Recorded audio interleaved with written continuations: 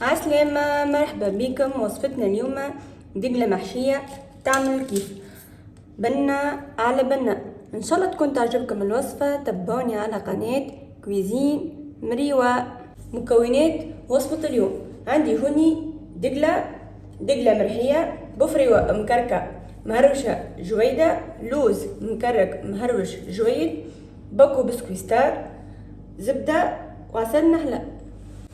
بسم الله. بديت اول مرحله نظفت الدقله متاعي ونحيت منها العجمه، شقيتها كيما هكا، عملتهم الكل على فرد طريقه. شفتوهم كيفاش. توا باش نحضر الفرص متاعي. عندي هوني رحايه باش نحل الباكو بسكوي ستار، ومش نرحي الباكو بسكوي.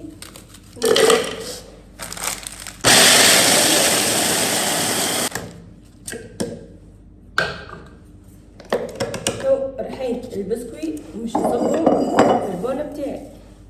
تو كملت رحيت البسكوي متاعنا باش نضيف عليه الدقلة المرحية. نضيف عليه اللوز المرحي جويد مكرك، والبفريوة مرحية جويدة ومكركة، ونضيف عليهم 100 جرام زبدة سريتها، ونضيف عليهم عسل نحلة، كل واحد كيفاش يحب يعمل. بسم الله ونعجنها حتى لين تتلمدوا هيك المكونات. توا كملت لمدت العجينة متاعي، شفتوها كيفاش. ماشي نحشي الدقلة متاعي. تجمو تعملوها هذه الروسيت كعابر، تجمو ما تعملوهاش محشية. تنوريكم الطريقة كيفاش. شد الطريف ونحلو ونقصو ونزيد نطولو شوية بداية، ونشد كعبة الدقة اللي شقيتها ونحشيها. طريقة سهلة وفيسا تحضر وصحية وبنينة. شفتوها كيفاش. انا اليوم مش نعمل كعيبات بالشوكولاتة وكعيبات مش نخليهم هكايا. توا كملت حشيت الدقلة متاعي باش نعمل شوية كعابر بالفرز اللي بظلي. شفتو كيفاش كيما هكايا. تجمو تحضروا كونتيتي وتخليوها. شفتوها كيفاش الكل مش نعملهم على فرد طريقة. توا كما تحضرت الدقلة المحشية متاعي والكعابر، مش نخليهم في الفريجيدير يبردوا شوية حتى لين يشدوا روحهم.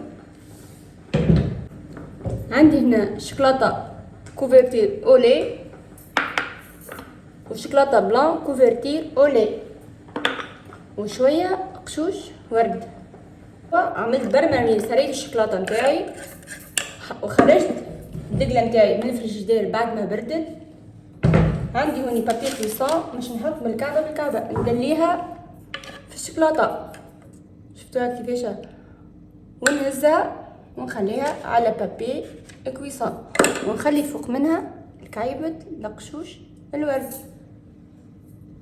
نعملهم الكل على فرد طريقة. شفتوها كيفاها.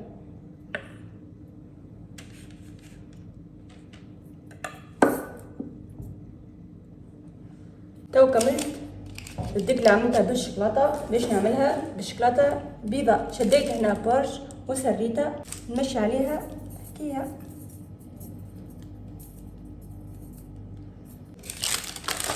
هكاكا كملت حضرت الدقلة المحشية والكعابر. شفتوهم كيفاش. ونخليهم توا في الفريجيدير.